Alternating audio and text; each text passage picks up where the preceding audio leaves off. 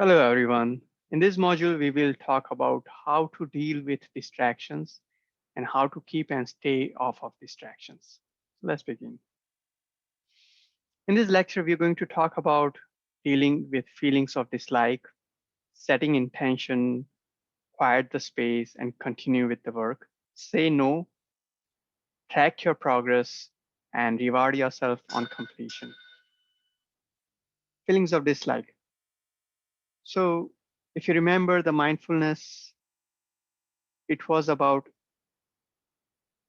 observing things around you and accepting the things the way they are. So basically, accept the feeling of dislike, commit and continue to work or study, and notice that this feeling is transitory, it's going to go away. And understand that keeping pace is important. If it's something too tough, you can say to yourself that you will reward yourself once you finish this studies or work period. For developing a skill of studying, you always have to give importance to your commitments and your time. You can try different techniques to understand the material better. You can try different resources from uh, different materials and different way of learning, like listening to the audio book or audio of the same material that you're trying to study. And notice the feeling of enjoyment or satisfaction that comes with completion of each task. So let's move on to next one here. We are discussing the new ways to study. You can find your own ways to study. Can you study well on your computer? I even have tried projecting my phone on TV to study at times, and at times it appears that it things make more sense to me when I project the lecture videos on my TV and looked at them. Or you can also go over your class notes that you may have taken in the past. Another tip I can give is I record myself and listen to my own audio whenever I go for a walk or I go for a run. It helps me revise things. Similarly, you can find your own ways to study and understand the material better.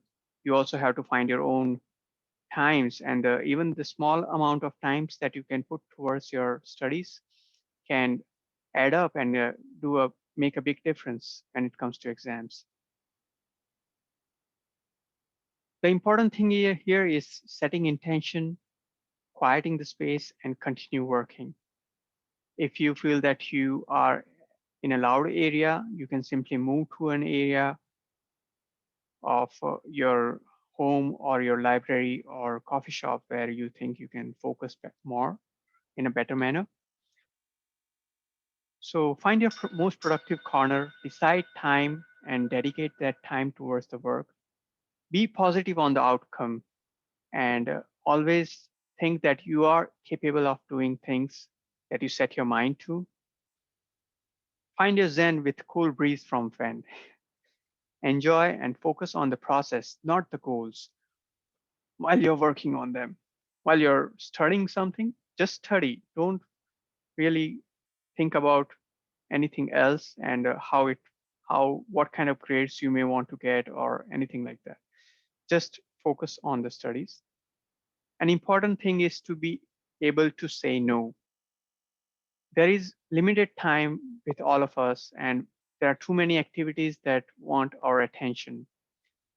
Saying yes to everything tires one. So it's better to do less things in efficient manner than take up many responsibilities and not do them all well. Doing more may not produce quality work, and too much work makes you feel exhausted and overwhelmed. Also, make note of which locations, which times are best for you and stick to it. Learn to say no to your feelings and reactions. We always want to switch to something that's more fun and less painful. So we have to say no to such feeling and continue on our things that we are doing. Could we put our phone on silence and put it in drawer? Yeah. Some people even leave their phone in their car when they go to study in a coffee shop or in a library. You can also promise yourself a reward for your ability to say no and stick to the things that you decided to work on. You have to create a habit of saying no to distractions and remind yourself of the deadlines. Last but not least, always believe in yourself. Tracking your progress is also important.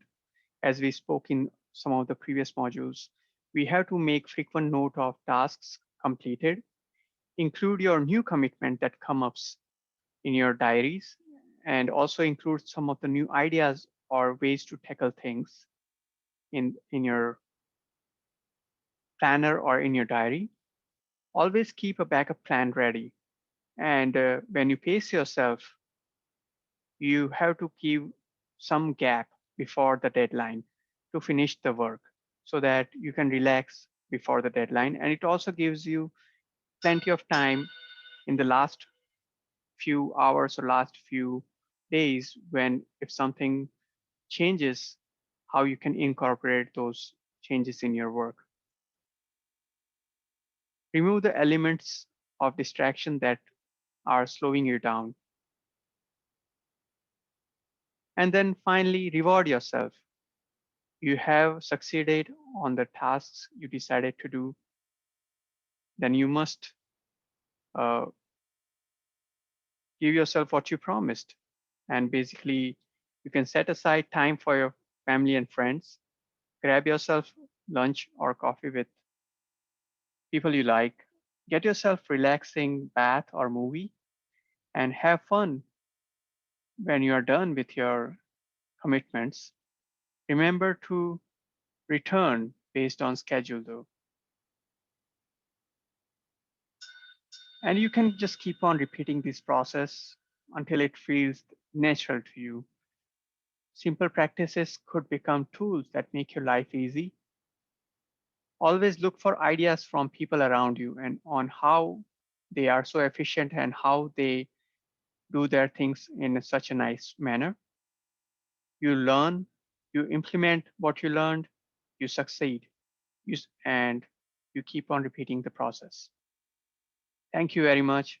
I hope you can stay focused and follow some of the ideas that I just presented. Here are some of the papers I read while creating this presentation. You may also look it up and find some good insights from these papers. Thank you.